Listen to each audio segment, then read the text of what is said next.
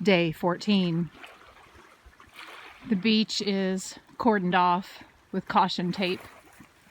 Governor Northam issued a new order today to the state of Virginia to shelter in place. So a lot of things are just shut down. And when I talk to people, we're not just cordoning off public spaces and shuttering businesses. We're also dividing up our homes into separate zones so that each person who has to do schoolwork or telework, or maybe, if we're unfortunate, someone who is isolating in place and has symptoms or quarantining even and knows they have the virus, we're putting ourselves in little boxes and creating fences and boundaries and putting up caution tape.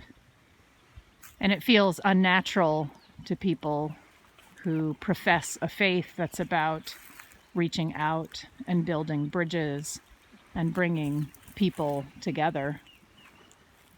But we should remember the story of creation and what made life possible were the boundaries that God created. He separated the light from the dark. He separated the water from the earth. He separated the sky from the earth. He created boundaries of safety. He told the waters where they should stay so that they wouldn't flood the earth, so that he could put life there and it could be safe.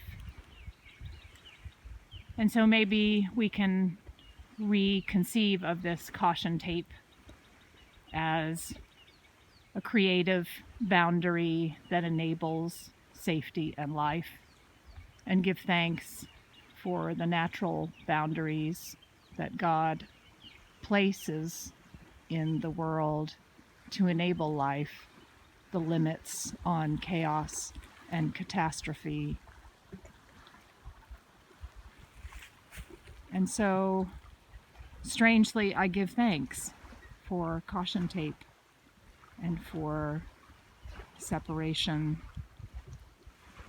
as long as it is creative and life-giving and creates boundaries that make people safe rather than cut off. I think that's a message that God would approve. Psalm 14. The fool has said in his heart, there is no God. All are corrupt and commit abominable acts. There is none who does any good. The Lord looks down from heaven upon us all to see if there is any who is wise, if there is one who seeks after God. Everyone has proved faithless. All alike have turned bad. There is none who does good, no, not one. Have they no knowledge, all these evildoers, who eat up my people like bread and do not call upon the Lord? See how they tremble with fear because God is in the company of the righteous. Their aim is to confound the plans of the afflicted, but the Lord is their refuge. Oh, that Israel's deliverance would come out of Zion. When the Lord restores the fortunes of his people, Jacob will rejoice, and Israel be glad. Life is short, and we do not have much time to gladden the hearts of those who travel with us. So be swift to love, make haste to be kind, and go in peace to love and serve the Lord.